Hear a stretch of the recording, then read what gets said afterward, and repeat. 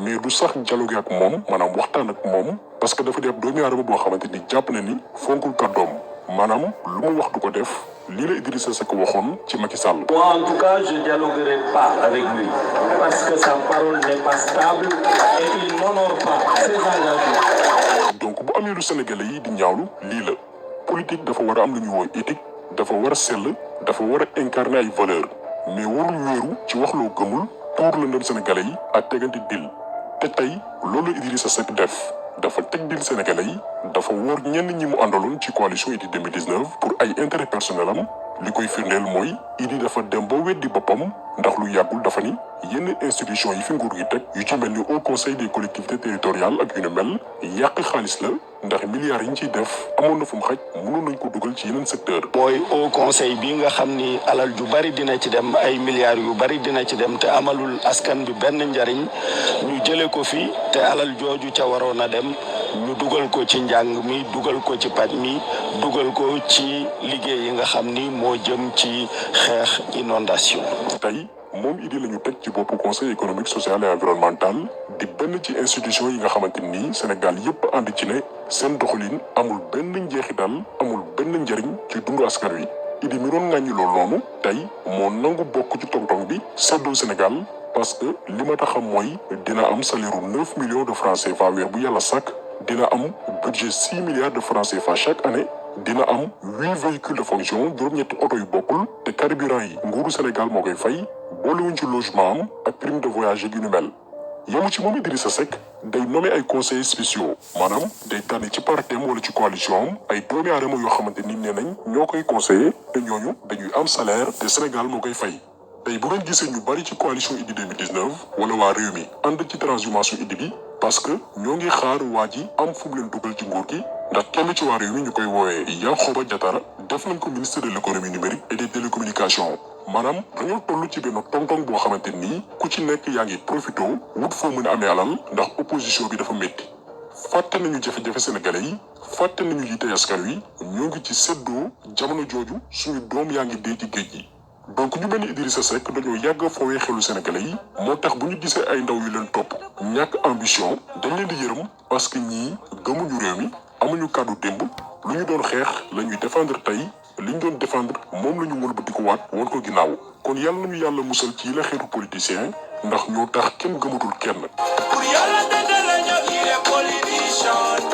di ci wala lay war bu fàlloo di leen yëkkati sàppi coow du sunu situation di ci wala lay war bu fàlloo. ndax Idy bi Macky Sall di soog a fat.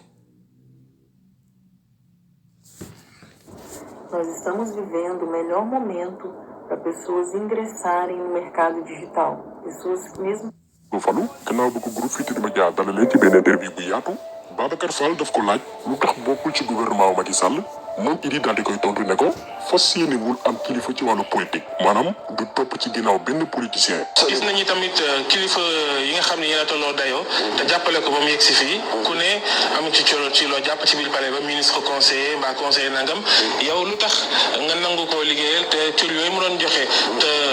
gën a mën a sax yembal li nga bëgg jëloo ca ci cër yooyu. jërëjëf bu dee wax dëgg rek moom amoon na yéenay jox ma cër loolu bu may waxal yàlla rek ndax daf ni ma dama bëgg nga ñëw ñu bokk ci gouvernement bi ñu bokk dem assemblée nationale ma ni ko mënumaa dugg ci sa gouvernement mënumaa doon sa ministre d'état mënumaa doon sa premier ministre yow taxoo li ñu séq taxul li tax mooy bi Ablaye Wade jàllee ma daj li ma daj ci moom mu jaar ak man fi mu jaar ak man dama fësatu la yéene ci politique am ci kilifa bu dul peuple sénégalais dama fësatu la yéene ci politique am ci kilifa bu dul peuple sénégalais. tey ab décret moo ko fal moom Idrissa Seck li mu doon bañ tey Macky Sall mooy kilifaam ci wàllum politique te moonte newoon na ak fi mu toll ci dayo du occupé lu dul poste yi nga xamante ni askan wi moo ko fal mais pas nomination bu jógee ci doomi aadama. donc station yi ma mën a toog ñeent yi rek la conseiller municipal u Thiès conseiller régional u Thiès député à l'Assemblée nationale wala président de la République. kon képp kuy wër politicien bu dul sàmm kàddoom jàppal Idrissa Seck te moonte barki démb moo doon xas Macky Sall ci ñàkk sàmm kàddu. du kuy sàmm kàddu c'est-à-dire mën na wax lii génn ci pour moom garaawul alors que loolu mooy critère bi jiitu ci njiit mooy ñu mën a wéeru ci sa kàddu boo waxee puisque président de la république bu kàddoom jógee ñi ci aju pour ajuster seen dund dafa bari homme d'affaires yeeg soldat seeg yeneen réew yeeg ñëpp dañuy ajuster ci sa kàddu donc bu fekkente ne kàddu gi da nga cee diw laaloo ba ku ci jàpp barastiku mais c'est très grave ñoo ngi koy ree di ko kafe mais lu garaaw a garaaw. Idrissa Seck aussi doon na ñaawlu li Macky Sall jël suñu réew mi jébbal ko nasaraan si ak conditions yi nga xamante ni étudiants yi ñu ngi koy dund ba saa yu ñu jógee pour dox ñaxtu ñu leen ci rey. jël na suñu réew mi tayle ko d'abord moom li mu jël pour boppam ak njabootam ensuite li muy jox tubaab yi te tegu ko fenn ma wax ni loolu lu ñu war a dakkal la mais yooyu yëpp nag boo ko rombee li gën a garaaw mooy muy rey suñuy doom ñu dénk ko pour mu jàngal leen jox leen ay bourse aar leen mu leen di rey loolu nag li ko sabab mooy wax naa leen ni ab ragal bu rëy la non mais je suis très sérieux vraiment kafuma waxuma ko comme ça par hasard dafa tiit dafa ragal googu nag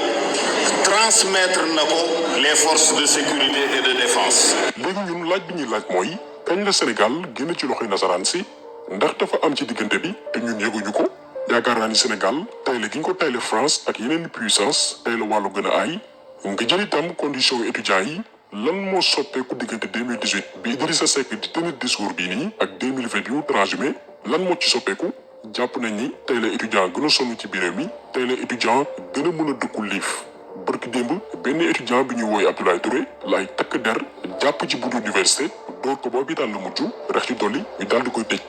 barki démb la ñu agressé benn étudiant buy woy ci turu Joël Célestin buntu université ba mu ñàkk bakkanam lu ko waral daara yu kawe yi amul benn sécurité événement yi fi jot xew yépp kenn déggu ci moom Idrissa Seck ndekete boobu mi ngi teg ak dil ak complot ci ndoddu sénégalais yi lam doon xeex di ko ŋaañi démb ak barki démb tey la gën a jéggi dayo kon Idi respecté wuñu li tax respecté wuñu dafa doon ñaawlu contrat yi nga xamante ni Macky Sall signé na ko jëm ci wàllum pétrole ak gaz bi en complice teg rakam bi nga xam ne mooy Aliou Sall Idrissa Seck doon ko ñaawlu doon ko ŋaañi. mais ay waxtaan laa ki rapport bu ñu ne Macky Sall pétrole bi waa réewam moom làqatu na service am tere ko mu bañ jox ko frère ba musuñu koo xamal gas pétrole musuñu koo xamal usine journaliste la woon après mu dem ci ambassade ba lu yoonam ci pétrole mu ànd ak timis lii lañ ko xamal ñu jox leen suñu pétrole ñu jaay ko ay milliards ñoom xam nañu fa milliards ya jaar ak ku ca jëfandiku loolu day gàkkal deru Sénégal donc man Idi gannaaw ba ma xamee milliards sénégalais yu ñu sàcc ci pétrole bi ak ñi ci bénéficié wu moo nangoo bokk ci biir ñu tëgg ci ndoddu sénégalais yi ànd ak ñi nga xamante ni waxuñ ñun suñu génération mais génération yi ñëw suñu sët la ñu sacrifié moom Idi doon ñu fàttali à chaque fois échec nguuru Macky Sall ndax dafa musoon jàpp ni fi mu jëlee Sénégal moom Macky Sall ci loxoy Maître Wade moo gën fuufam ko jëmee lii la Idi mësoon gëm jëmale ci régime Macky Sall. puisque koo xam ni juróom-benni at nga yore ko Sénégal taux de pauvreté bi say propre service ñoo wax ni dem na léegi ci 56,5% te Ablaye Wade mu ngi ko bàyyi woon ci 41%. donc noolal na réew mi niveau boo xam ni yëg na ne peuple sénégalais wan nañ ko ginnaaw donc li ko dese rek mooy jëfandikoo doole justice pour xeex ay adversaire politique am. kon bu ñu seet ki battre record waxeet ci biir réew mi ca ba ñu tàmbalee def vaara boobu ak léegi Idrissa Seck moo jël ndam li léegi nag question bi ñu bari di laaj mooy lan moo ko jar lii lan moo sabab retournement de situation bii nii ba Idrissa Seck mar naan ba nangoo naan podit li ñu war a comprendre mooy Idi ak kapp dil la te loolu depuis jamonoy Abdoulaye Wade bu leen fàtte ni après élection présidentielle 2007 yi gannaaw bu mu jëlee deuxième comme tey scénario bi ñu nekk dafa demoon rencontrer maître Abdoulaye Wade lan moo tax parce que dafa gisoon ni mooy dernier mandat wu maître Wade mu bëggoon président Wade ngemb ko en tant que leaderu PDS ngir mu teewal leen ci élection présidentielle 2012 loolu moom Idrissa Seck moo ko wax ci kàddoom. bi ma ko xamalee ni ñaar ñooñu ñoo koy gàllankoor te moom mu jàpp ne rek defar na poste vice président en procédure d'urgence mën na ma ko jox nangam ma ne ko du ma ko laal ma ne ko ñaaree tax ma laal ko nga génne loxo Karim ci mbir yi ba noppi nga wax ne dootoo doon candidat pour 3e mandat boo defee ñaar yooyu man nangu koo jël nangoo nekk mbërum PDS ci élection yi bi ma xamee ni jëmu ci ma dem comité directeur. donc gis nga ni Idi dafa yàgg dox ci calcul politique nekk président daf ko jaral lu ne taxoon mu nangu jóge ci position bi ngir dem nekk mbëru PDS après élection présidentielle 2007 yi élection yoo xamante ni moo jëloon deuxième te moonte bu teyoon des ci opposition bi mënoon na am dara en 2012 mais comme que maître Wade moo ko ëpp bopp daf ko nax woo ko ba mu ñëw comme si que da koy def numéro 2 Idi comme que dafa bëgg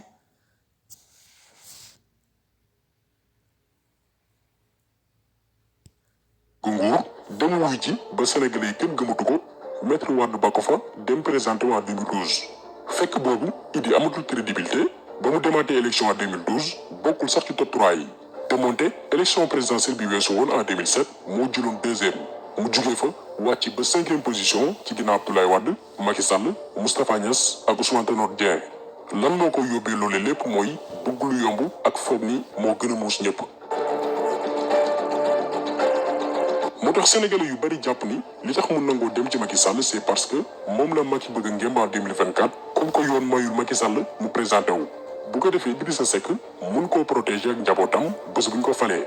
mais lu mënti am mooy mbir mi benn mafia la boo xamante ni Sénégal amul dara lu mu ci mën a gagné Macky Sall instant bii li ko gën a ñor mooy protéger boppam ak ñi ko wër gannaaw njombe yu bari yu ñu def ci biir réew mi Idrissa Seck doon président bu Sénégal jaral na ko lu ne donte day topp ci ginnaaw koo xamante ni musu koo gëm Idrissa Seck musul supporter Macky Sall parce que jàppoon na ni gannaaw Abdoulaye Wade mooy nekk 4e président bu Sénégal kon bu nangoo tey doon surga Macky Sall topp ci ginnaawam am na lu ko waral li ci kanam nag rawuli bët ñoo ngi xippi suñuy bët di seetaan mais li Sénégalais yi war a xam mooy du dealer yii ñooy régler problème Sénégal du dealer yii ñooy génnee suñu réew ci situation yi mu nekk ñii xaalis moo leen ñor ñii nguuru moo leen intéressé ñii tuur lëndëm askan wi la ñuy dox suba ngoor gu dégg bëccëg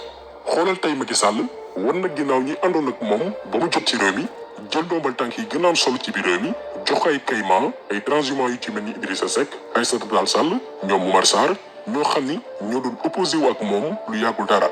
pour wan leen ni rek ñii gëmuñu Sénégal réew mi ñor leen seeni intérêt bopp ak enrichir moo leen intéressé boo koy wax sa xol dafay jeex ndax daf lay leer ni Sénégal newul ci loxo yu baax fa mu jëm musiba naaru laay la kon yàlla ñu yàlla mooy xolu muñ suñu prochaine vidéo dinañ wax ci immigration clandestine lu waral ndaw yi di dem naka la nguuru Sénégal récupérer ay financement ci tubaab yi ne leen dinaa téye xale yi ba du ñëw ñu récupérer ay milliards def ko seeni poche loolu lépp lañ